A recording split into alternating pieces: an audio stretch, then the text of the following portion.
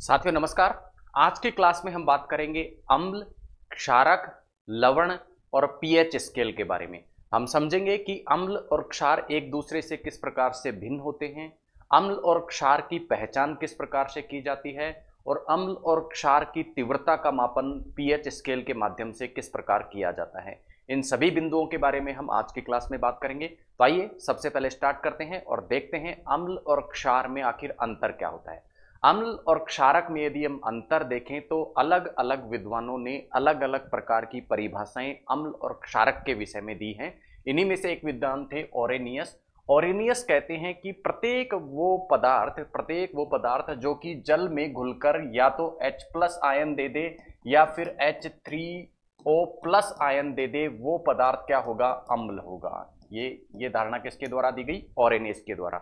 इसी तरह ओरेनियस ने क्षारक के विषय में यह बताया कि कोई भी ऐसा पदार्थ जो कि जल में घुलकर OH- आयन दे देगा वो क्या कहलाएगा? क्षारक कहलाएगा। ये तो दी ओरेनियस की परिभाषा के हिसाब से अम्ल और क्षार का अंतर। यदि हम ब्रॉन्स्टेड-लॉरी की संकल्पना को देखें तो ब्रॉन्स्टेड-लॉरी नाम के जो वैज्ञानिक थे उन्होंने अम्ल और क्षार में ये अंतर बताया कि अम्लों में प्रोटॉन त्याग करने की क्षमता होती है, अर्थात कोई भी ऐसा पदार्थ जिसमें प्रोटॉन त्याग करने की क्षमता होती है वो तो क्या कहलाता है? अम्ल कहलाता है। और कोई भी ऐसा पदार्थ जो कि प्रोटॉन ग्रहण करने की क्षमता रखता है वो क्या कहलाता है? क्षारक कहलाता है। इसी प्रकार इलेक्ट्रॉन जोड़ी या इलेक्ट्रॉन पेयर, अर्थात इलेक्ट्रॉन पेयर का मतलब दो इलेक्ट्रॉन जिस पदार्थ में ग्रहण करने की प्रवृत्ति होती है वो तो क्या कहलाता है? अम्ल। और दो ही इलेक्ट्रॉन त्यागने की प्रवृत्ति जिसमें पाई जाती है वो क्या कहलाता है?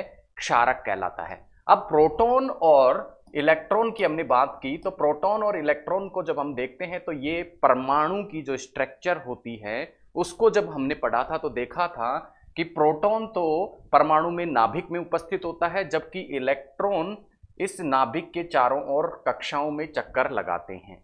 अब कुछ परमाणुओं में इलेक्ट्रॉन को त्याग करने की क्या होती है? क्षमता होती है, अर्थात अतिरिक्त इलेक्ट्रॉन इनके पास में होते हैं। अतिरिक्त कैसे? प्रत्येक जो परमाणु है वो स्थायित्व प्राप्त करना चाहता है और स्थायित्व प्राप्त करने के लिए उसके बाह्यतम कक्षा में इलेक्ट्रॉनों की जो संख्या होनी चाहिए वो या तो 2 होनी चाहिए या 8 होनी चाहिए या 18 होनी चाहिए। तो 2, 8, 18 की ये संख्या प्राप्त करने के लिए सभी परमाणु या तो इलेक्ट्रॉन का क्या करते हैं? त्याग करते हैं या फिर इलेक्ट्रॉन ग्रहण करते हैं। जैसे मान लो किसी परमाणु के बाह्यतम कोश में यदि 6 इलेक्ट्रॉन होंगे तो उस परमाणु की कोशिश क्या होगी कि 2 इलेक्ट्रॉनों को क्या कर लिया जाए? ग्रहण कर लिया जाए। तो इस प्रकार का परमाणु किस प्रकार की प्रवृत्ति दर्शाएगा? इस प्रकार का परमाणु अम्ल कैटेगरी में आएगा। क्यों? क्योंकि ये इलेक्ट्रॉनों को ग्रहण करने की प्रवृत्ति रखता है। इसी प्रकार कोई ऐसा परमाणु मान लो जिसमें क्या है? बाह्यतम जो कोश है उसमें 9 इलेक्ट्रॉन है तो ये 8 का विन्यास प्राप्त करने के लिए 1 इलेक्ट्रॉन त्यागने की प्रवृत्ति, या मान के चलते हैं हम 10 इलेक्ट्रॉन है तो 2 इलेक्ट्रॉन त्यागने की प्रवृत्ति ये रखेगा। तो इस प्रकार से इलेक्ट्रॉन जोड़ी त्यागने की जब प्रवृत्ति रखेगा परमाणु तो उसे क्या कह दिया जाएगा? यदि वो परमाणु किसी पदार्थ में उपस्थित होगा तो उसे क्या कह दिया जाएगा? क्षारक कह दिया जाएगा। तो इस प्रकार की कुछ संकल्पनाएं अम्ल और क्षारक के विषय में विभिन्न विद्वानों द्वारा दी गई। आइए देखते हैं कुछ और अंतर जो अम्ल और क्षारकों में पाए जाते हैं। अम्ल और क्षारकों की यदि पहचान की हम बात करें तो लिटमस पत्र नाम का एक सूचक है जो अम्ल और क्षार के विषय में हमें सूचना देता है कि कौन सा पदार्थ अम्ल है और कौन सा पदार्थ क्षारक है। अम्ल के बारे में यह सूचना कैसे देता है कि जब भी नीले लिटमस पत्र के ऊपर कोई पदार्थ डाला जाता है, यदि वो पदार्थ क्या है? अम्ल है, तो वो उस नीले लिटमस पत्र को क्या कर देगा? लाल रंग में परिवर्तित कर देगा। जबकि क्षारक लाल लिटमस पत्र को नीले लिटमस पत्र में परिवर्तित कर देते हैं। अब ये लिटमस पत्र जैसा मैंने आपको बताया ये एक सूचक है और इसके विषय में विस्तार से बात हम आगे इसी क्लास में करने वाले हैं। उसके बाद अम्ल की यदि हम स्वाद की बात करें तो अम्ल स्वाद में खट्टे होते हैं जबकि क्षारक स्वाद में कड़वे होते हैं। अम्ल का जो सॉल्यूशन होगा, अम्ल का जो विलयन होगा उसमें विद्युत धारा का क्या हो सकता है? प्रवाह किया जा सकता है, जबकि क्षारकों का जो सॉल्यूशन होता है, विलयन होता है, उसमें विद्युत धारा का प्रवाह नहीं होगा, अर्थात ये सुचालक होंगे और ये कुचालक प्रवृत्ति को दर्शाएंगे। अब आपने बहुत सारी पुस्तकों में क्षार और क्षारक के विषय में पढ़ा है।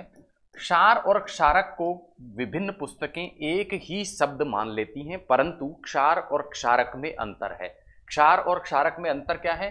क्षारक तो जैसा हमने पहले पढ़े वो सभी क्या थे? क्षारक थे। लेकिन जब क्या क्षारक में जल मिला दिया जाए, अर्थात क्षारक में जल मिला दिया जाए और यदि क्षारक उसमें घुलनशील हो जाता है तो वो क्या कहलाता है? क्षार। तो क्षार कौन से क्षारक होंगे? क्षार वो क्षारक होंगे जो जल में क्या होते हैं? घुलनशील होते हैं। तो ये थे कुछ बेसिक डिफरेंस अम्ल और क्षार में। अब हम बात करेंगे अम्ल जब क्या करता है? विभिन्न पदार्थों से अभिक्रिया करता है। अम्ल जब अभिक्रिया करता है विभिन्न पदार्थों से तो वो किस प्रकार के प्रोडक्ट उत्पन्न करता है, उसके बारे में यदि हम बात करें तो जब अम्ल या क्षार कोई भी जल में घुलता है, अम्ल या क्षार दोनों में से किसी को भी क्या किया जाता है? जल में घोला जाता है। तो जल में घोलने पर क्या होते हैं? ये ऊष्मा उत्सर्जित करते हैं, ऊष्मा उत्सर्जित करते हैं। और ऊष्मा उत्सर्जित करने वाली अभिक्रिया को हम क्या कह देते हैं? ऊष्माक्षेपी अभिक्रिया कह देते हैं। तो अम्ल या क्षार का जल में घुलना क्या करता है? ऊष्मा का उत्सर्जन करता है, इसलिए इसको किस कैटेगरी में रखा जाता है? ऊष्माक्षेपी अभिक्रिया की कैटेगरी में रखा जाता है। अम्ल की यदि धातुओं से अभिक्रिया की हम बात करें तो कोई भी एसिड या अम्ल जब क्या करता है? धातु से अभिक्रिया करता है तो सदैव ये क्या करता है? हाइड्रोजन गैस जो है वो उत्पन्न करता है। तो ये पॉइंट भी आपको ध्यान रखना है कि अम्लों की जब धातुओं के साथ अभिक्रिया होती है तो वो हाइड्रोजन गैस देते हैं। अब अम्ल की जो तीव्रता है उसका मापन, अम्ल की जो तीव्रता होती है कि अम्ल कितना तीव्र है, उस तीव्रता का मापन तनु अम्ल या सांद्र अम्ल की स्थिति के आधार पर किया जाता है कि अम्ल तनु है या सांद्र है। अब तनु अम्ल और सांद्र अम्ल में अंतर क्या है? ऐसा अम्ल जिसमें पानी की मात्रा अधिक होती है, पानी की मात्रा अधिक होती है, तो पानी की मात्रा अधिक होने वाला अम्ल तो क्या कहलाता है? तनु अम्ल या डाइल्यूट एसिड कहलाता है। और ऐसा अम्ल जिसमें पानी की मात्रा क्या है? पानी की मात्रा कम है, पानी की मात्रा कम होने वाला जो अम्ल है वो क्या कहलाता है? सांद्र अम्ल कहलाता है या कंसंट्रेटेड एसिड कहलाता है। तो ये थी अम्ल की कुछ पदार्थों से अभिक्रिया और अम्ल की तीव्रता का मापन। नेक्स्ट हम बात करेंगे हमारे दैनिक जीवन में उपयोग होने वाले कुछ अम्लों के उदाहरण। दिन प्रतिदिन के जो हमारा जीवन है उसमें कई बार हम अम्लों का क्या करते हैं? कई बार किचन में, कई बार अन्य जगहों पर हम क्या करते हैं? अम्ल का प्रयोग होते हुए देखते हैं। तो आइए ऐसे कौन कौन से दैनिक जीवन के उदाहरण हैं जिनमें अम्लों का प्रयोग हमें देखने को मिलता है, उनकी बात करते हैं। सबसे पहले सिरका या विनेगर जो कि रसोई घर में या किचन में काम में लिया जाता है, उसमें एसिटिक अम्ल होता है। इसी प्रकार संतरा या नींबू जो कि आप खाते हो उसके खट्टेपन का कारण क्या है? सिट्रिक अम्ल, इसीलिए इन्हें सिट्रस फ्रूट भी कहा जाता है। इमली या अंगूर में टार्ट्रिक अम्ल होता है। इसी प्रकार टमाटर में ऑक्जेलिक अम्ल होता है। चींटी या नेटल अगर आपको डंक मार लेती है तो डंक मारने पर आपको क्या होता है? दर्द होता है। वो दर्द किसके कारण होता है? क्योंकि चींटी और नेटल के डंक में मेथनोइक अम्ल उपस्थित होता है। सेब में मैलिक अम्ल उपस्थित होता है। इसी प्रकार सोने और चांदी का जो शुद्धिकरण किया जाता है वो नाइट्रिक अम्ल के माध्यम से किया जाता है। लोहे की जो सफाई की जाती है वो दो अम्लों के संयोग H2SO4 सल्फ्यूरिक अम्ल और नाइट्रिक अम्ल HNO3 के संयोग से की जाती है। इसी प्रकार जंग के धब्बे हटाने के लिए ऑक्जेलिक अम्ल का प्रयोग किया जाता है। एक टर्म होता है अम्लराज। अम्लराज एक्चुअल में दो प्रकार के अम्लों का एक मिश्रण है और वो दो प्रकार के अम्ल कौन कौन से हैं? HCl और HNO3। अम्लराज के विषय में 2018 का जो RAS मेंस था उसमें एक क्वेश्चन आया था कि अम्लराज क्या होता है। तो अम्लराज को लिखते समय कुछ विद्यार्थी गलती क्या करते हैं? अम्लराज को क्या लिख देंगे? वो सीधा अम्लराज क्या होता है? 3 भाग तो क्या HCl और एक भाग HNO3। इस प्रकार का उत्तर यदि आप लिखेंगे तो आपको इसमें 0 नंबर मिलेगा, 0 नंबर मिलेगा, क्योंकि ये पूर्ण परिभाषा नहीं बताता है किसकी? अम्लराज या एक्वारेजिया की। एक्वारेजिया या अम्लराज को यदि आपको लिखना होगा तो 3:1, ये तो आपने सही लिखा है, लेकिन उसके पीछे ये भी लगाना पड़ेगा कि HCl और HNO3 जो कि अम्लराज में उपस्थित होंगे वो कैसे होंगे? कंसंट्रेटेड होंगे, सांद्र होंगे। ये लिखने पर ही आपको नंबर प्राप्त होते हैं। तो ध्यान रखना है 3:1 का अनुपात तो आपको ध्यान रखना ही रखना है। साथ ही साथ कैसे होंगे ये HCl और HNO3 कैसे होंगे, सांद्र होंगे, कंसंट्रेटेड होंगे अम्लराज में। ये थे दैनिक जीवन के कुछ उदाहरण जो अम्लों के प्रयोग के रूप में हमें देखने को मिलते हैं हमारे दिन प्रतिदिन के जीवन में। अब हम बात करते हैं सूचकों की। अब सूचक क्या होते हैं, कोई भी पदार्थ अम्ल है या नहीं है, क्षार है या नहीं है, अम्ल या क्षार में से कौन सा है, उसकी सूचना देने वाले पदार्थ क्या होते हैं, सूचना देते हैं। किसकी सूचना देते हैं कि कोई पदार्थ अम्ल है या क्षार है, उसकी सूचना देने वाले जो पदार्थ है वो क्या कहलाते हैं, वही क्या कहलाते हैं, सूचक कहलाते हैं। क्या कहलाते हैं, सूचक कहलाते हैं। अब देखिए किसी तार में करंट आ रहा है या नहीं आ रहा, उसके आप टेस्टिंग कैसे करते हैं, या तो आप टेस्टर से उसको, टेस्टर में लाइट जल जाती है तो करंट आ रहा है, नहीं जलती तो नहीं आ रहा। दूसरा तरीका क्या है कि आप क्या करें, उस तार के हाथ लगा के देखें, अगर आप बच गए तो करंट नहीं आ रहा, आप मर गए तो इसका मतलब आपको झटका लगा है, करंट आ रहा है। तो दो तरीके हैं। इसी प्रकार अम्ल या क्षार की उपस्थिति का पता लगाने के लिए भी अम्ल को आप अपने हाथ पर गिरा कर देखें, यदि जल गया तो क्या है, अम्ल है, नहीं जला तो क्या है, क्षार है। लेकिन इस तरीके की जगह विज्ञान में किस प्रकार के तरीके का प्रयोग किया जाता है, वो तरीका होता है सूचक का।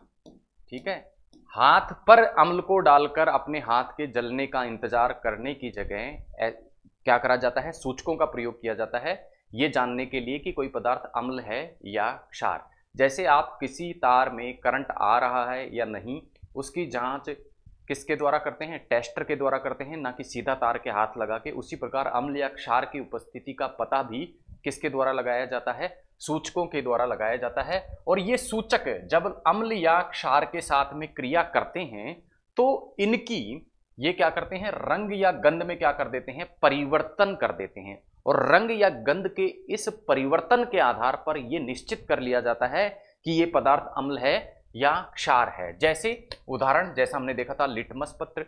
लिटमस पत्र क्या करता है, लिटमस पत्र, नीला लिटमस पत्र तो क्या हो जाता है, लाल हो जाता है। कब, यदि अम्ल उपस्थित होगा। नीला लिटमस पत्र क्या होगा, लाल हो जाएगा, अम्ल उपस्थित होगा तो लाल हो जाएगा। इसी प्रकार लाल लिटमस पत्र क्या हो जाएगा, यदि क्षार उपस्थित होगा तो क्या हो जाएगा, नीला हो जाएगा। इस प्रकार रंग परिवर्तन के द्वारा इस लिटमस पत्र ने सूचना प्रदान की कि यह पदार्थ अम्ल है या क्षार। तो इसी प्रकार के पदार्थ क्या कहलाते हैं, सूचक कहलाते हैं, इंडिकेटर कहलाते हैं। उदाहरण लिटमस पत्र, उदाहरण हल्दी, उदाहरण लाल पत्ता गोभी, उदाहरण हाइड्रोजीनिया, पेटूनिया, मिथाइल ऑरेंज और फिनोप्थेनिल। ये सभी प्रकार के पदार्थ अम्ल या क्षार की उपस्थिति का पता लगाने के लिए एक प्रकार के इंडिकेटर या सूचक हैं। इन्हीं सूचकों में से एक की हमने बात की थी, लिटमस। लिटमस जो है, लिटमस पेपर एक प्रकार का प्राकृतिक सूचक है, नेचुरल इंडिकेटर है, अर्थात प्राकृतिक पदार्थों से ये बना है। और ये प्राकृतिक पदार्थ कौन सा है, लाइकेन। लाइकेन क्या होता है, शैवाल और कवक का एक सहजीवन होता है, और इस लाइकेन से ही लिटमस पत्र बनता है। इसीलिए लिटमस पत्र को एक प्राकृतिक सूचक कहा जाता है। ओरिजिनल यदि कलर की बात करें तो लिटमस पेपर का ओरिजिनल कलर कैसा होता है, बैंगनी होता है। इसी प्रकार एक सूचक की हमने बात की थी, उसका नाम था मिथाइल ऑरेंज। मिथाइल ऑरेंज अम्ल की सूचना तो किस प्रकार से देता है, यदि मिथाइल ऑरेंज में कोई पदार्थ मिला दिया जाए और वो पदार्थ यदि अम्ल होगा तो उस स्थिति में मिथाइल ऑरेंज का कलर कैसा हो जाएगा, गुलाबी हो जाएगा। यदि कोई पदार्थ मिलाया जाए और मिथाइल ऑरेंज का कलर कैसा हो गया, पीला, इसका मतलब वो पदार्थ कैसा था, क्षार। यानी क्षार के साथ तो ये पीला रंग देगा, अम्ल के साथ ये कैसा रंग देगा, गुलाबी रंग देगा। इसी प्रकार फिनोप्थेलिन भी अम्ल और क्षार की सूचना देता है। कैसे देता है, फिनोप्थेलिन में यदि अम्ल मिला दिया जाएगा तो इसका कलर किसी प्रकार का परिवर्तित नहीं होगा, कोई परिवर्तन कलर में नहीं होगा, रंगहीन ये रहेगा। जबकि यदि इसमें क्षार मिला दिया जाए तो ये गुलाबी कलर में परिवर्तित हो जाएगा। तो ये थे कुछ सूचक जो कि अम्ल या क्षार की उपस्थिति का पता लगाते हैं। कैसे पता लगाते हैं, या तो रंग में परिवर्तन करके, या गंध में परिवर्तन करके, खुशबू में परिवर्तन करके। अब बात करते हैं हम लवण की। तो सबसे पहले तो हमको देखना है लवण होते क्या हैं। जब भी अम्ल और क्षार आपस में क्रिया करते हैं तो अम्ल और क्षार आपस में क्रिया करके लवण और जल बनाते हैं। तो कहने का तात्पर्य क्या हुआ, अम्ल और क्षार मिलकर जो पदार्थ बनाते हैं, आपस में संयोग करके जो पदार्थ बनाते हैं, उन्हें लवण कहते हैं। और लवणों के निर्माण के समय जल भी बनता है। अब कुछ महत्वपूर्ण उदाहरणों की यदि हम बात करें लवणों की, जो कि दिन प्रतिदिन के जीवन में हमें देखने को मिलते हैं, तो उनमें से सबसे पहला है कैल्शियम कार्बोनेट। कैल्शियम कार्बोनेट दिन प्रतिदिन के जीवन में हमें कहाँ देखने को मिलता है? देखिए, कैल्शियम कार्बोनेट मार्बल, चौक और लाइमस्टोन का एक प्रमुख घटक होता है। इसी प्रकार अगला महत्वपूर्ण लवण जो दिन प्रतिदिन के जीवन में हमें देखने को मिलता है वो है विरंजक चूर्ण, जिसका रासायनिक सूत्र होता है CaOCl2। और ये CaOCl2 रंजक के रूप में, रंजक अर्थात डाई, किसी पदार्थ को रंगने के काम आता है। ऑक्सीकारक के रूप में इसका प्रयोग होता है और जल के डिसइंफेक्शन हेतु, अर्थात जल में किसी प्रकार का संक्रमण है या दूषित पदार्थ हैं उनको नष्ट करने के लिए, एक प्रकार से हम कह सकते हैं जल की सफाई के लिए ये विरंजक चूर्ण उपयोग किया जाता है। इसी प्रकार के लवण का उदाहरण हमें प्लास्टर ऑफ पेरिस के रूप में देखने को मिलता है, अर्थात ये सभी ऐसे पदार्थ हैं जो अम्ल और क्षार के संयोग से बनते हैं। प्लास्टर ऑफ पेरिस के यदि रासायनिक सूत्र की हम बात करें तो ये होता है CaSO4 half H2O, calcium sulphate और उसके साथ में आधा अणु किसका संयुक्त होता है? जल का संयुक्त होता है। और प्लास्टर ऑफ पेरिस का प्रयोग आप सभी को मालूम है कि घरों में जो प्लास्टर होता है उसमें इसका उपयोग किया जाता है, और खिलौना निर्माण करने के लिए बच्चों के जो खिलौने बनाए जाते हैं वो भी प्लास्टर के बनाए जाते हैं। यदि इस प्लास्टर ऑफ पेरिस में जल मिला दिया जाए तो ये किस में परिवर्तित हो जाता है? जिप्सम में परिवर्तित हो जाता है। तो ये थे कुछ उदाहरण जो कि दैनिक जीवन में हमें लवणों के देखने को मिलते हैं। इसके अतिरिक्त कुछ अन्य उदाहरण भी हैं, तो आइए उन उदाहरणों की बात करें। रॉक साल्ट, जो कि पत्थर से निकलने वाला नमक है, जो NaCl, जिसका रासायनिक जो सूत्र है वो क्या होता है? NaCl। रॉक सॉल्ट मतलब पत्थर की जो चट्टान होती है उसे ही क्या कह दिया जाता है? रॉक सॉल्ट कह दिया जाता है। रासायनिक रूप से ये क्या होती है? सोडियम क्लोराइड या NaCl होता है। एक होता है बराइन। बराइन जो होता है वो और कुछ नहीं अपितु NaCl का ही क्या होता है? जलीय विलयन होता है। सोडियम क्लोराइड में यदि जल मिला दिया जाए तो वो क्या कहलाता है? बराइन कहलाता है। एक प्रमुख पदार्थ लवण के उदाहरण के रूप में जो हमें दैनिक जीवन में देखने को मिलता है वो है धोने का सोडा या वॉशिंग सोडा, जिससे कपड़े धोए जाते हैं। ठीक है, जिससे कपड़े धोए जाते हैं। सामान्य बोलचाल की भाषा में इसे सर्फ भी बोल दिया जाता है। ये वॉशिंग सोडा या कपड़े धोने का जो सोडा है उसके रासायनिक सूत्र की यदि हम बात करें तो ये है Na2CO3 और 10 जल के अणु इसके साथ में जुड़े हुए होते हैं, यानी सोडियम कार्बोनेट। इसे क्या कहा जाता है? सोडियम, रासायनिक रूप से इसे क्या कहेंगे? Sodium carbonate. तो इससे भी परीक्षाओं में अक्सर प्रश्न पूछे जाते हैं कि धोने के सोडे या वॉशिंग सोडे का रासायनिक नाम क्या है? तो रासायनिक नाम है सोडियम कार्बोनेट। जबकि खाने के सोडे का रासायनिक नाम है सोडियम बाइकार्बोनेट और उसका रासायनिक सूत्र है NaHCO3। इसके विषय में भी हम आगे बात करेंगे। अभी हम बात करते हैं धोने के सोडे के बारे में या वॉशिंग सोडा के बारे में। वॉशिंग सोडा, जैसा कि इसके नाम से स्पष्ट है, ये कपड़ों की साफ सफाई और जल की कठोरता को दूर करने में इसका क्या किया जाता है? प्रयोग किया जाता है। साथ ही साथ जो पेपर उद्योग और ग्लास उद्योग है उसमें भी इसका प्रयोग किया जाता है। नेक्स्ट महत्वपूर्ण लवण जो दैनिक जीवन में देखने को मिलता है वो था, जैसा हमने पहले बात की, बेकिंग सोडा या खाने का सोडा। बेकिंग सोडा या खाने का सोडा, रासायनिक नाम है इसका सोडियम कार्बोनेट, सोडियम बाइकार्बोनेट, और धोने के सोडे का नाम था सोडियम कार्बोनेट। रासायनिक सूत्र है इसका NaHCO3। और ये NaHCO3 क्या करता है? सबसे पहला इसका उपयोग यदि हम देखें तो ये अम्लीयता की स्थिति में, जब आप किसी प्रकार के जंक फूड को खाते हैं और एसिडिटी हो जाती है तो उस एसिडिटी को दूर करने में ये बेकिंग सोडा काम आता है। अर्थात एसिडिटी होने पर हम बेकिंग सोडा ले सकते हैं, जो एसिडिटी को क्या कर देता है? दूर कर देता है। क्यों? क्योंकि इसकी प्रवृत्ति कैसी होती है? क्षारीय होती है। और एसिडिटी में क्या बन जाता है? हमारे पेट में HCl अम्ल बन जाता है, हाइड्रोक्लोरिक अम्ल बन जाता है, और ये क्षार और अम्ल आपस में संयुक्त होकर क्या बना लेते हैं? लवण बना लेते हैं, जिससे जो अम्लीयता है वो पेट की दूर हो जाती है। इसी प्रकार अग्निशमन यंत्रों में भी इस बेकिंग सोडा का क्या किया जाता है? प्रयोग किया जाता है। अब अग्निशमन यंत्रों में बेकिंग सोडा का गर्म प्रयोग क्यों किया जाता है? क्योंकि जैसे ही क्या होगा? अग्नि से संपर्क होगा, ये NaHCO3 क्या हो जाएगा? अपने अपघटों में टूट जाएगा और यहाँ से क्या निकल जाएगी, CO2 रिमूव हो जाएगी। और CO2 क्या करती है, चारों ओर, आग के चारों ओर एक आवरण बना लेती है, और आवरण बनने के कारण ऑक्सीजन की जो सप्लाई है वो क्या हो जाती है, बंद हो जाती है। और आपने देखा है कि यदि ऑक्सीजन नहीं मिलेगी तो ज्वाला नहीं जलती है, आग आगे नहीं फैलती है। इसी प्रकार एक अन्य प्रयोग यदि हम देखें बेकिंग सोडा का, तो वो रसोई घर या किचन में किया जाता है। और उसके अंतर्गत क्या किया जाता है, जब किसी प्रकार की पकोड़े बनाए जाते हैं तो उन पकोड़ों में NaHCO3 या सोडियम बाइकार्बोनेट मिला दिया जाता है, जिससे वो पकोड़े फूले हुए बनते हैं। और उसका कारण है कि NaHCO3 जब पकोड़ों के घोल में मिला होता है और जब उसको गर्म किया जाता है पकोड़े बनाने के लिए, तो क्या होता है, CO2 गैस क्या होती है, रिलीज होती है। और ये CO2 गैस रिलीज जब होती है तो वो फुला देती है पकोड़ों को, इसीलिए इनका प्रयोग पकोड़े बनाने में भी किया जाता है। साथ ही साथ मधुमक्खी ने यदि डंक मार दिया है आपके शरीर के किसी स्थान पर, तो वहाँ आप बेकिंग सोडा को जब अपने हाथ पे रगड़ लेंगे तो उससे भी आपको आराम मिलता है। क्यों? क्योंकि मधुमक्खी के डंक में क्या होता है, अम्ल। मधुमक्खी के डंक में क्या होता है, अम्ल होता है, मेथेनोइक अम्ल होता है।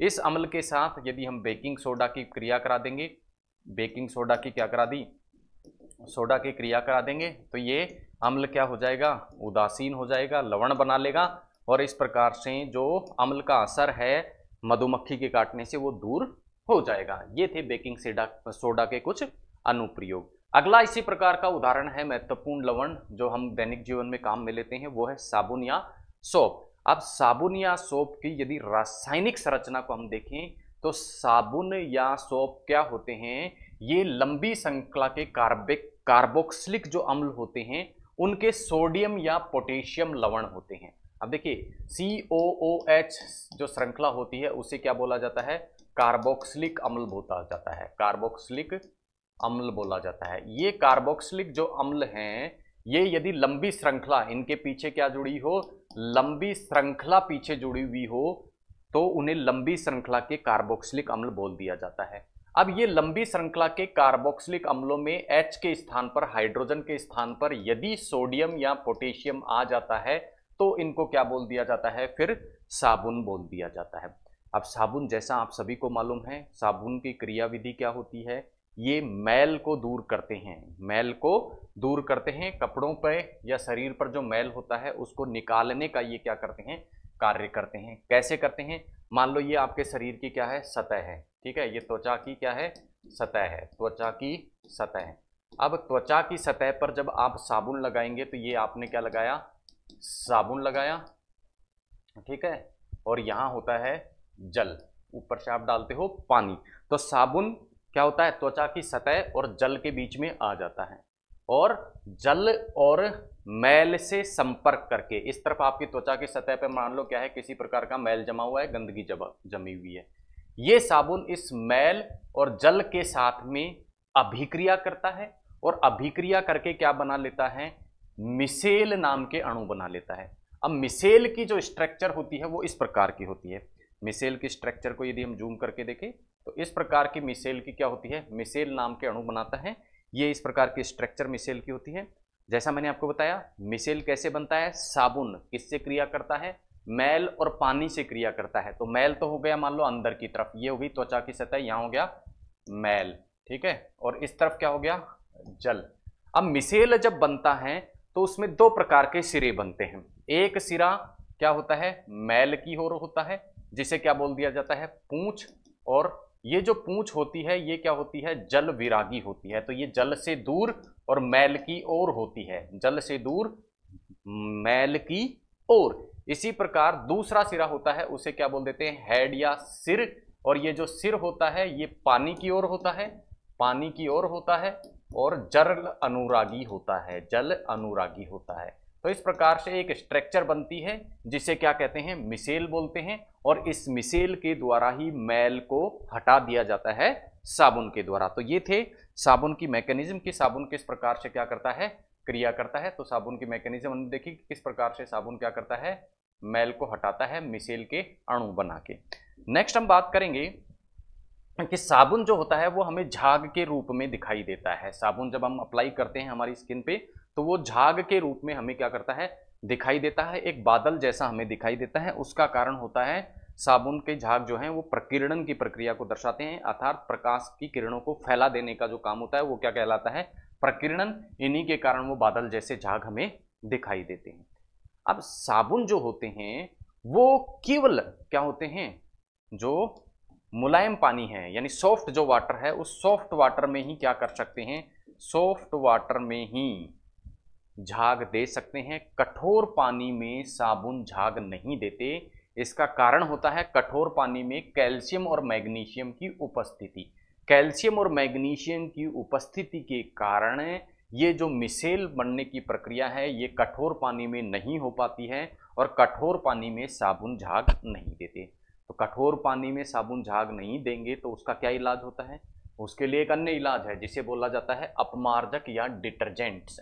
अब डिटर्जेंट्स भी क्या होते हैं, होते तो क्या हैं, कार्बोक्सिलिक अम्लों के लवण ही होते हैं, लंबे कार्बोक्सिलिक अम्लों के लवण होते हैं। लेकिन ये जो लवण होते हैं कार्बोक्सिलिक अम्लों के लवण, कार्बोक्सिलिक अम्लों के लवण होते हैं, के लवण, लेकिन जहां साबुन में हमने देखा था साबुन जो थे वो कार्बोक्सिलिक अम्लों के कैसे थे, या तो सोडियम या पोटेशियम लवण थे, यानी COO और समूह कौन सा जुड़ा था, या तो सोडियम या पोटेशियम। जबकि कार्बोक्सिलिक अम्लों के ये जो अपमार्जक लवण होते हैं ये कैसे होते हैं, या तो अमोनियम या सल्फेट लवण होते हैं। अर्थात कार्बोक्सिलिक अम्लों के सोडियम या पोटेशियम लवण तो क्या कहलाते हैं, साबुन। जबकि कार्बोक्सिलिक अम्लों के कौन से लवण, कार्बोक्सिलिक अम्लों के अमोनियम जिसे NH4 के नाम से जाना जाता है, अमोनियम, या फिर सल्फेट जिसे SO4 के नाम से जाना जाता है, इन दोनों प्रकार के जो लवण होते हैं कार्बोक्सिलिक अम्ल के वो क्या कहलाते हैं, अपमार्जक कहलाते हैं। कठोर पानी में भी अपमार्जक क्या देते हैं, झाग देते हैं। इसलिए इनका उपयोग कपड़े धोने के साबुन में, डिटर्जेंट में और शैम्पू में किया जाता है।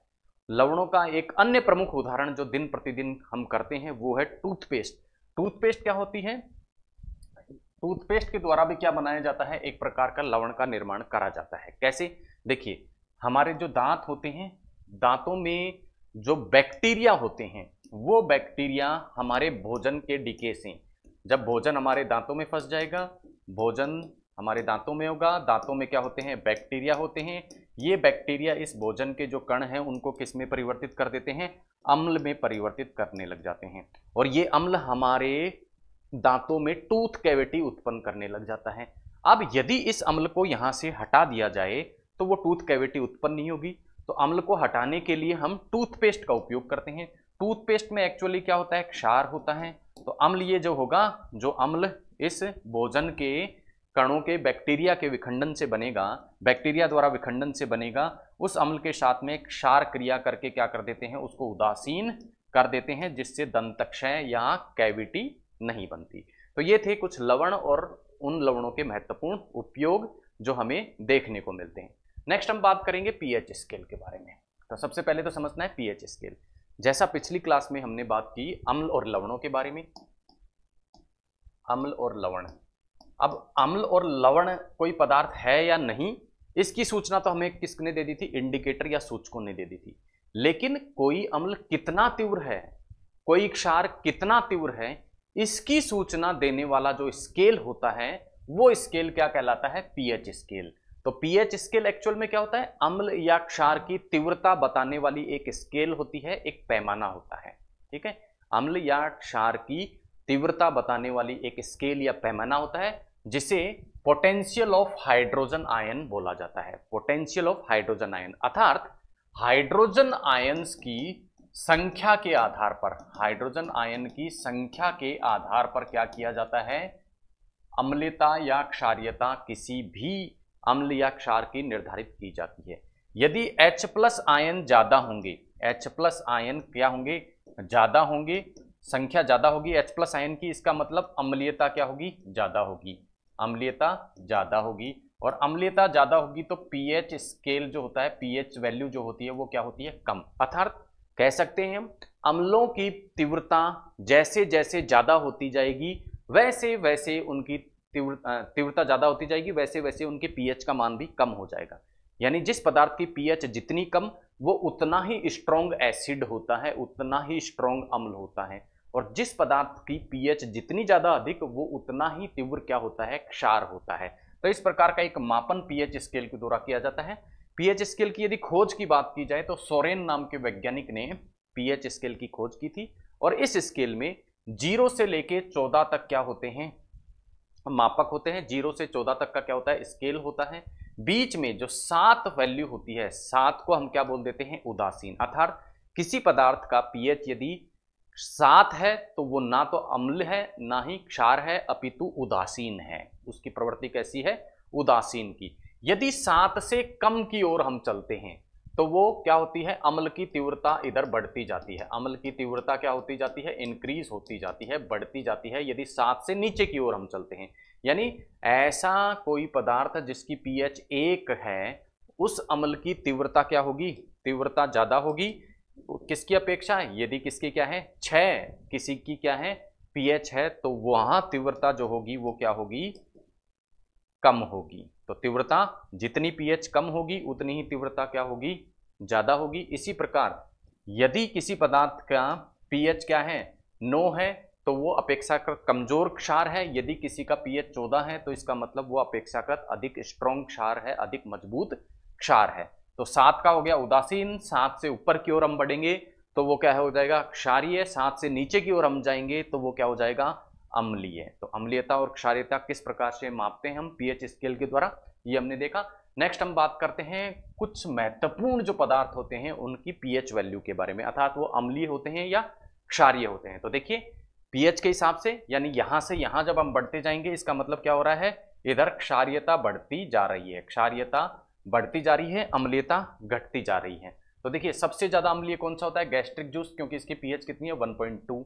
इसी प्रकार नींबू का जो रस है उसकी पीएच कितनी 2.2, सिरका की पीएच कितनी 2.4, दंत क्षय के लिए जो आवश्यक पीएच है वो कितनी है 5.5। इसी प्रकार अम्ल वर्षा जो होती है उसके पानी की पीएच कितनी होती है 5.6। मूत्र या पेशाब की जो पीएच होती है वो कितनी होती है 6। दूध की पीएच कितनी होती है 6.4। इसी प्रकार लार की पीएच कितनी होती है 6.5।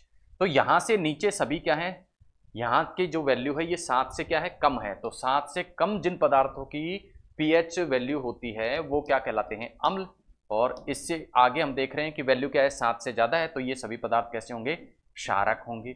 जैसे रक्त, रक्त क्या है, क्षारक है और इसकी पीएच वैल्यू कितनी होती है 7.4। इसी प्रकार समुद्र के जल की पीएच वैल्यू 8.7।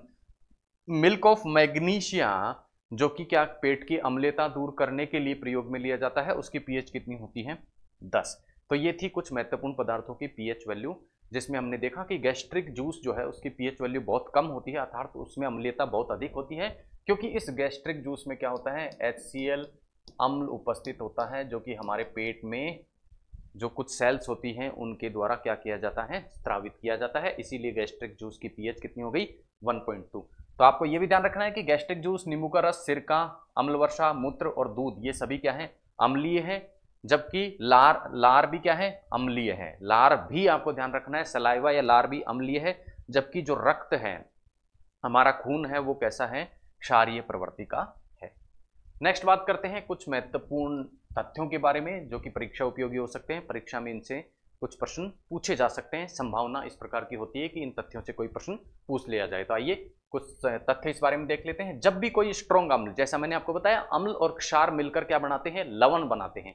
यदि स्ट्रॉन्ग अम्ल, ठीक है, मजबूत अम्ल और मजबूत ही क्षार यदि आपस में मिलेंगे तो उनसे जो लवण बनेगा उसकी पीएच क्या होगी, 7 होगी। अर्थात स्ट्रॉन्ग अम्ल और स्ट्रॉन्ग क्षार आपस में एक दूसरे की अम्लीयता और क्षारीयता को समाप्त कर देंगे और जो उत्पाद बनेगा उसकी पीएच क्या होगी, न्यूट्रल होगी, 7 होगी। वो उदासीन प्रवृत्ति का होगा, ना तो अम्लीय होगा ना ही क्षारीय होगा। इसी प्रकार एक प्रोडक्ट होता है जो विनेगर में के रूप में हमारे किचन में प्रयोग लिया जाता है। उस विनेगर एसिटिक अम्ल में 5 से लेके 8% जो होता है वो क्या होता है, सॉल्यूशन होता है। ठीक है, किसका, विनेगर में एसिटिक अम्ल का 5 से लेके 8% तक का सॉल्यूशन होता है। अर्थात विनेगर में एसिटिक अम्ल की मात्रा केवल कितनी होती है, 5 से 8% ही होती है। और ये विनेगर या एसिटिक अम्ल 290 केल्विन पर रखा जाता है और 290 केल्विन के तापमान पर इसे रखे जाने के कारण ही इसे ग्लेशियल एसिटिक एसिड के नाम से भी जाना जाता है, जिसका उपयोग रसोई घर में आचार को सुरक्षित रखने के लिए किया जाता है। तो ये थी आज की हमारी क्लास, जिसमें हमने अम्ल, क्षार, उनकी तीव्रता को मापने वाले पीएच स्केल और उनकी उपस्थिति को मापने वाले सूचकों के बारे में बात की, और किस प्रकार से ये हमारे दैनिक जीवन में काम आते हैं उन सभी के बारे में बात की। मिलते हैं अगली क्लास में एक नए टॉपिक के साथ में, तब तक के लिए धन्यवाद। जय हिंद।